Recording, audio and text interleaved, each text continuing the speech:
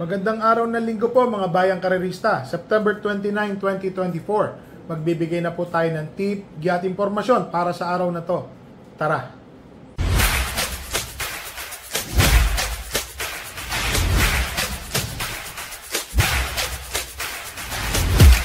So mga bayang karerista, meron pong hinandang 7 races sa araw ng linggo. Ito po ang ating kopya. So, ngayong araw ng linggo, ang gaganapin po ang 2-year-old maiden stakes race at ang 2024 Sampaguita Stakes Race. May pagkamahirap po ang karera. Start time po ng karera ay sa ganap na alas 2 ng hapon, mga bayang karerista. Ha? Dito po sa race number 1, rating 22 to 27, 6 runners. First choice po, entry number 6, Calendar Girl. Itong si Calendar Girl, mga bayang karerista, ha? Tingin ko, imported po kasi to. Tingin ko, malaki po ang panalo nito ni Calendar Girl. Naiinaman po ako dito, lalo na yung huling panalo niya. 1.27 po ang ginawa. Tapos, ang pista po nun may pagka malalim. Kagaya po ng takbuhan ngayong araw ng Sabado. Medyo mapatitignan yung tempo, 1.29, 28 medya. Malalim po kasi ang pista. Buwaghag, kung tawagin. Second choice ko po dito, entry number 5, Bravo. Itong si Bravo, mga bayang karerista, mababa na rin po ito sa laban. Tingin ko ho, may panalo po. Medyo may kalakihan po ang panalo ni Bravo. So dito po sa race number 1, first choice entry number 6, Calendar Girl. Second choice entry number 5, Bravo. Dito na ho tayo sa race number 2, ang 2024 Pilracom Sampaguita Stakes Race. 2,000 meters ang distance. 9 runners po. First choice po, couple entering 1 and 1A. Enigma 1 and 1A, early voting. Mga bayang karerista, Enigma 1, matulin, mainam. Early voting, diremating kabayo. So, ito pong dalawa na to, tingin ko po, ito po ang malaki po ang tsansa. Dalawa alam nyo na. Second choice ko po dito, medyo dihado. Entry number 9, sophisticated. Baka nakakalimutan po nila itong sophisticated.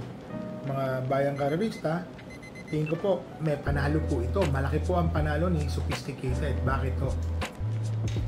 Lahat po sila naghahabulan sa unahan. Dahil 2,000 meter race nga po ito. Itong si sophisticated, giant killer po ito sa pagkakaalala ko. Marami po itong tinalo na magagaling na kabayo. Para sa akin po, malaki po ang panalo. Naglagay po ako ng third choice. Entry number 5 na si Winner Parade and 5 and 5A. I under oath and 5A Winner Parade. Para sa akin po, yung Winner Parade po, dati itong nasisigundo na sa mga campaign stakes race din po. So sa tingin ko po, malaki po ang panalo ni Winner Parade. Couple entry pa niya ay under oath. 5 and 5A. Third choice.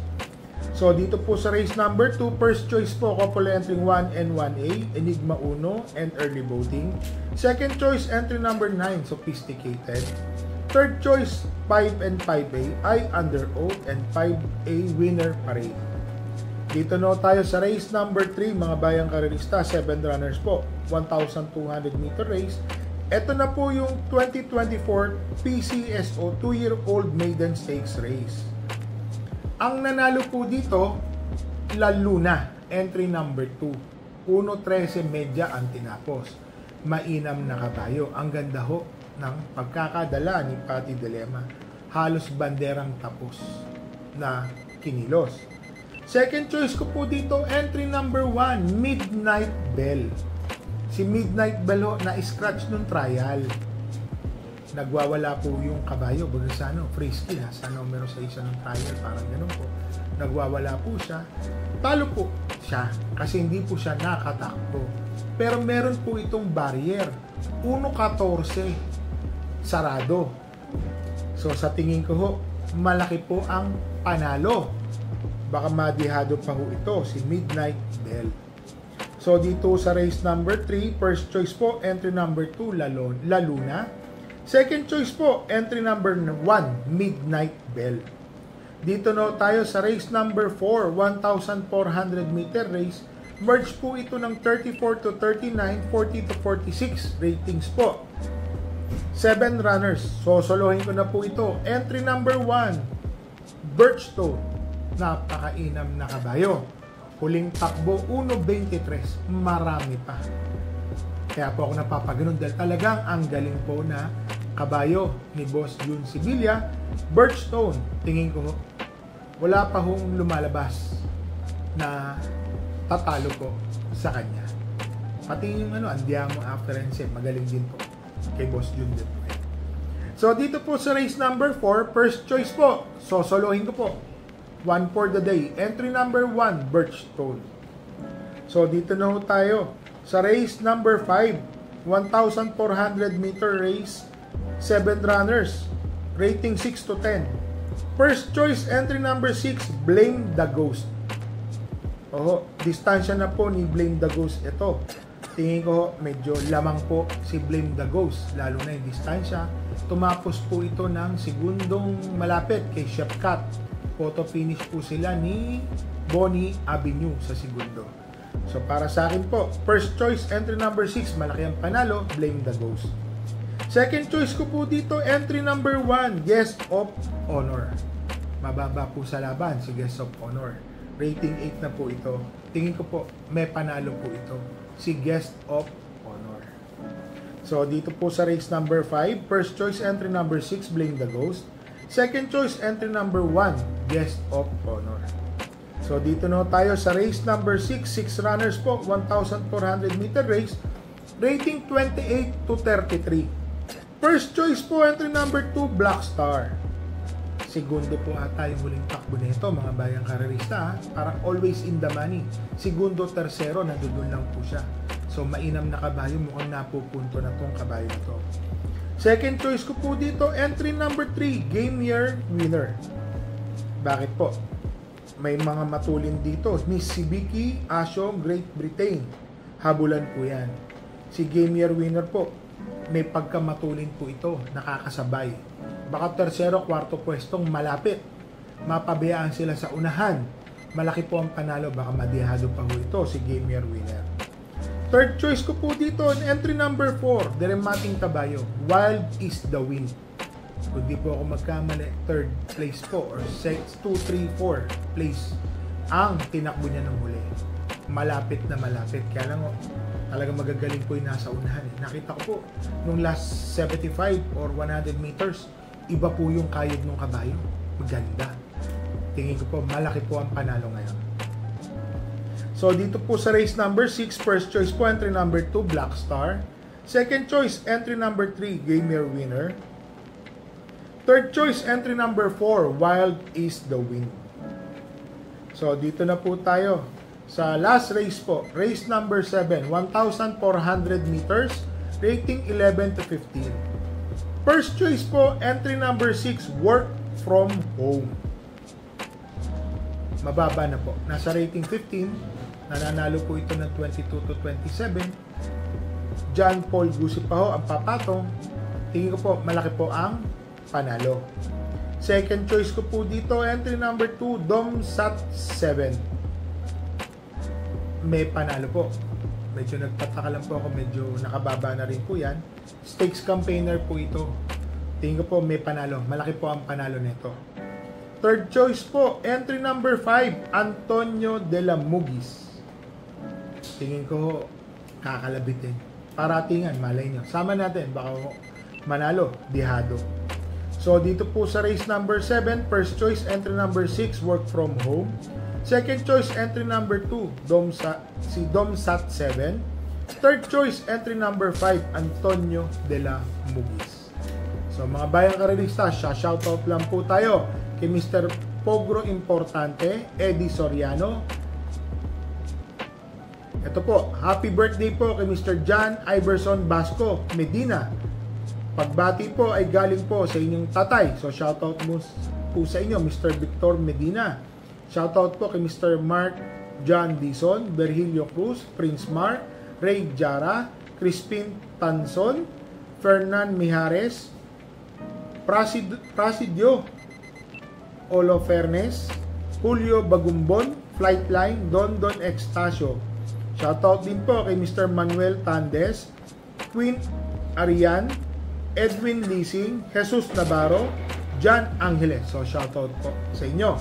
So mga bayang karerista, hindi po ako nakapagbigay ng tip ngayong araw ng Sabado. Medyo busy ho tayo. Hindi ho dahil sa pagkakatalo ni Doña Chichay or ni Bonnie Avenue. May nilakad lang po ako importante na masyal. So, sinilip po natin yung napakaganda farm ni Boss June Sibilia. Napakabait po ni Boss June Sibilia. Kalahin niyo po, nakita ko po yung mga secret weapon. 2 to 3 years from now, magsisitakbo po yung magagagaling na kabayo po ni Boss June Sibilia. Lalo na po, meron po kami na pag-usapan. Boss, sino pong kabayo nyo ang mas magaling? Balita ko po, may lalabas pa. Meron pa. Mas magaling yata kay Andamio Aferense at kay Birchstone. Meron pa ho. Tapos ito pa, yung nakita nyo po na pinicturean namin. Anak po yan ni Tis Dalo out of Into Mischief na mayor. Wow, sabi ko, ganda. Yung mayor po na yun na inahin, marami pong ipoproduce na champion dito sa atin. Sana po maging fruitful para po kay Boss June Sibilia. Napaka-entertaining po ni Boss June Sibilia, napaka-maginoo, maganda po kausap, kwentuhan po kami tungkol sa mga kabayo, alam niya na. Pati magaling na mentor, lalo na sa mga negosyo, yun po ang kailangan natin na isisik ng advice. So, mga bayang karerista ha, yung nangyari po kanina sa kabayo po natin na si Rain Go Away, nakita ko po, napakalaki niya. Nung nga po, may mga video, lahat po ng kabayo ko, binidyo ko po. Tinignan ko po lahat. Mula pagkain, ito po yan. Kauwi ko lang din po, medyo alanganing oras na po ngayon. Yung gaano kalakas kumain, pinalakad ko po yung mga kabayo. Hindi ko po maisasabi kung ano po yung lagay ng mga kabayo ko. Mapapakita ko na lang po sa inyo sa video. So, sana po, mai-upload po namin yung mga videos na yun agad para makita nyo po. Kayo na bahalang humusga. Ngayon po, kagaya po niyan, si Bonnie Avenue, kansama pala ng lundag, 2 paap lumuhod. Buti hindi po na-disgrasya si Ryan. O, at least, sabi ko, Ryan, next time ulit, labas naman tayo, ikaw nang bahala. Pag-ingat. Ingat ka na lang din, pag-ingatan mo na lang din kabayo. Talagang ganun po talaga ang karera, disgrasya. Kahit nga sabi ko, Ryan, bakit ganun? Boss, kasi 2 paa. Lumuhod po yung kabayo, buti nabitbit po niya. Nakakausap ko po yung trainer ko. May picture pa po kami ni Tanya Nabarosa, nung trainer ko. Kamustahan po kami. Alam niyo naman, sa tagal kong hindi napupunta sa kwadra, inaalam-alam ko po yung mga lagay, lahat ng ating kabayo. Meron po akong video niyan. Mula ng pagkain, anong itsura, anong lagay nila. Wala po akong masasabi. Saludo po ako sa trainer ko, si Tatay Ning Santos. Bakit po tatay? Matagal ko na pong kakilala. Kay kumpare po siya ng chewing ko. Magkapit bahay po kami dati. Sa Agudo po ako nakatira. Si Mang Ning po, si Tatay Ning, sila Jackie Eric, sila Tetaw, sila Chito. Nasa kabilang kalye po namin sa Pag-asa Street. Doon po sila, magkatabi lang po. So kaya ganun po ako kalapit sa pamilya po nila. At hindi na lalo sila po sa akin. So mga bayang karerista, re-remind ko lang po kayo. Ang karera, marami po yan. Lalo na po, ito pong bear months. October, November, December. Marami pong puputok na dihadong kabayo na mananalo, may mga matatalo, may mga naghahanda para sa ganito, ganon, ganyan. Tayo naman po, pag may panalo, laban ng laban. Nagkataon lang po talaga. Nakita ko, tinawagan ko yung trainer ko rin ngayon kasi napakalaki po. Parang meron atang 500 kilo si Rain Go Away. Pero mag-i-improve po yan na mag-i-improve. Ito, ang gusto ko na po talaga sa kanya is ibenta. Inuna ko na po yun. Kaya lang sabi ko ng trainer ko, Boss Jess, kinawarantin siya kasi bugaw. Kinuha na ng dugo. Hindi siya yung pila, hindi siya ganito. Which is talagang ganun talaga ang sistema. Sabi ko, kung sakaling namilay pa yan, sinakit pa yung kuko. Kasi ang term po kasi kahit masakit na kuko, pilay. Kung sinakit pa ang kuko niyan, alisin niya na po. Tinawagan naman ako na i-check. Check niya po after nung makauwi na po ako ngayong gabi. Maayos naman po siya. So malalaman po natin yan bukas ng hapon kung nakakausap pa si Rain Gowie. So mga bayang karerista, remind ko lang po, dala po tayo ng payong at tubig na maiinom po. Happy racing po sa inyong lahat and stay safe po sa inyo.